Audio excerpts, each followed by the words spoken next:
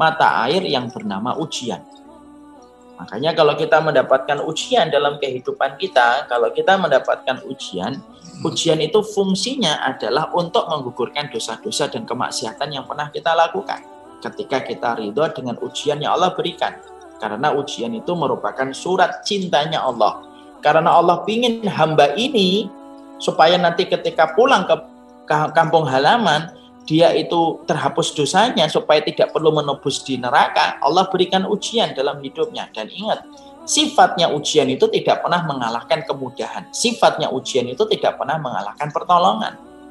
Makanya kalau kita diuji oleh Allah, belajarlah untuk menempa hati kita supaya lapang mendapatkan ujian. Apapun itu. Karena ujian yang disikapi dengan kelapangan, fungsinya ujian itu menghapuskan dosa dan menghapuskan kemaksiatan kita. Saya ini kalau boleh sharing sedikit ya. Saya pernah dalam satu waktu nanya sama ibu saya, ibu kandung. Ketika mendapati bahwasanya saya memiliki 2 kakak dalam kondisi cerebral palsy. Nah, yang mana cerebral palsy ini tentunya sangat bergantung kepada orang tua dan bergantung kepada kita. Mandi tidak bisa, pakai baju tidak bisa. Saya SMP saat itu nanya sama ibu, Bu, kenapa sih ibu itu kan baik, ahli ibadah, bapak juga saya melihatnya semacam itu. Kenapa anak pertamanya ibu dan bapak dan anak keduanya itu cerebral palsy? Saat itu ada jawaban ibu yang menurut saya itu masuk ke hati saya. Kalau kata anak muda, makjid. Kata-kata dari ibu saya itu begini, nak, kadang-kadang kalau kita itu taubat belum tentu nasuha. Kadang-kadang kalau kita istighfar belum tentu hatinya kita khusyuk ketika mengucapkan istighfar. Tapi kalau kamu diuji oleh Allah, kamu terima ridho dan ikhlas. Walaupun kamu tidak bertaubat, walaupun kamu tidak pandai untuk beristighfar, tapi kalau kamu pandai menerima irisan ujian yang Allah berikan, maka seketika dosa-dosamu itu akan dihilangkan oleh Allah dan kamu akan kembali dalam kondisi ringan. Karena setiap ujian yang Allah berikan itu akan menggugurkan seluruh kemaksiatan yang kamu lakukan dan kamu kerjakan. Masya Allah. Nah, disitulah kita akhirnya mendapati ujian itu merupakan surat cintanya Allah. Cuma karena akal kita yang terbatas, kita terkadang tidak mampu menjangkau jauh di balik setiap ujian yang Allah berikan. Tapi yang jelas, ujian itu diberikan untuk memberikan keringanan dalam kehidupan kita di akhirat. Makanya kita menjumpai dalam hadis riwayat Ibnu Majah, ya, bahwasanya nanti manusia ketika pada waktu hari kiamat akan dikelompokkan manusia itu menjadi 2. Ada ahlul musibah, ada ahlul afiyah. Ada ahlul musibah dulu. Ahlul musibah ini siapa? Orang yang hidupnya diuji, ditimpa kesulitan, ditimpa kesukaran. Itu namanya ahlul musibah. Mereka dikelompokkan. Jadi manusia itu nanti, ya, terus seluruh keluarga kami di Australia, kita semuanya nanti kita dikumpulkan di padang mahsyar itu dibagi 2. Ada ahlul musibah, ada ahlul afiyah. Ahlul musibah itu orang yang diuji terus. Kadang-kadang sudah baik, tiba-tiba ditimpa penyakit, sudah amanah tapi kemudian dia ditipu, lalu kemudian dalam kondisi terdolimi, lain sebagainya. Maka termasuk pada kategori ahlul musibah.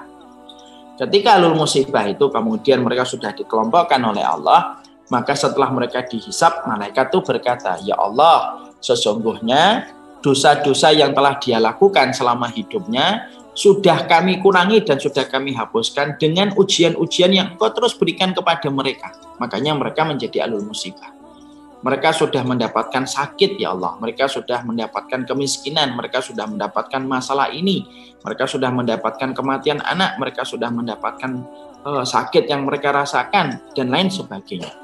Dan kami kurangi kemaksiatan itu dengan ujian yang Engkau kirimkan.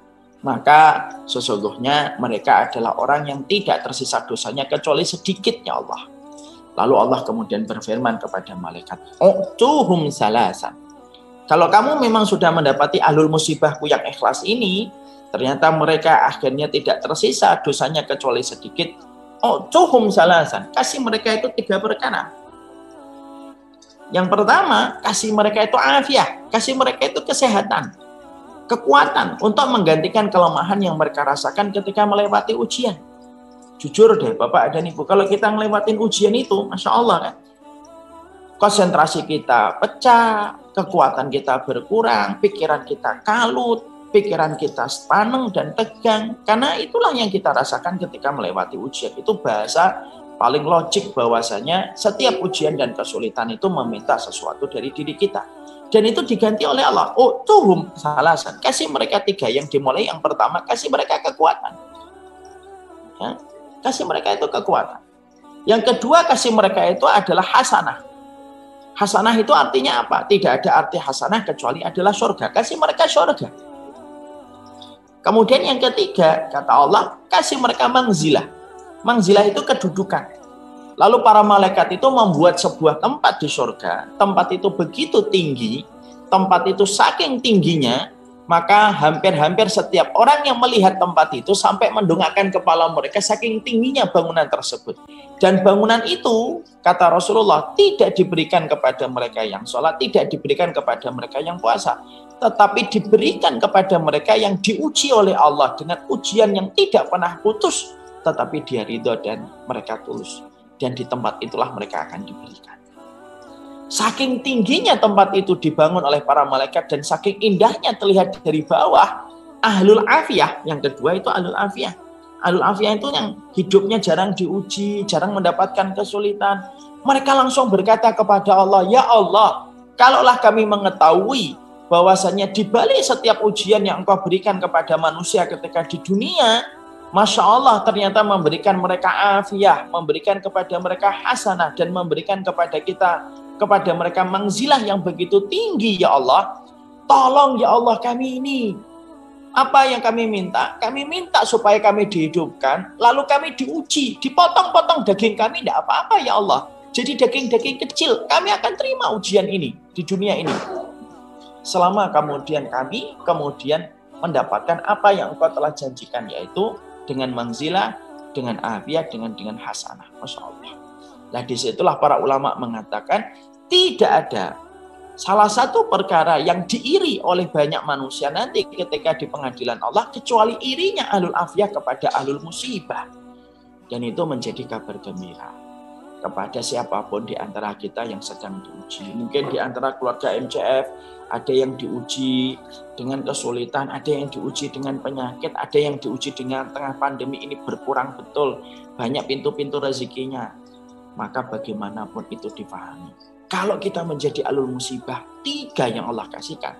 Afiyah, kemudian hasanah, kemudian yang ketiga adalah mangzilah. Makanya itulah yang disebut dengan mata air untuk membersihkan dosa setiap kita mendapatkan kesulitan.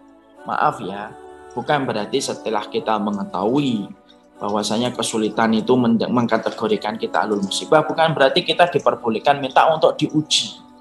Ini termasuk salah satu hal yang tidak diperbolehkan. Ya Allah, ujilah saya ya Allah supaya saya menjadi ahlul musibah. Para ulama mengatakan tidak layak setiap manusia itu minta disulitkan oleh Allah. Karena bisa jadi dia tidak akan kuat ketika memang sebenarnya dia tidak diuji. Makanya tidak boleh meminta diuji.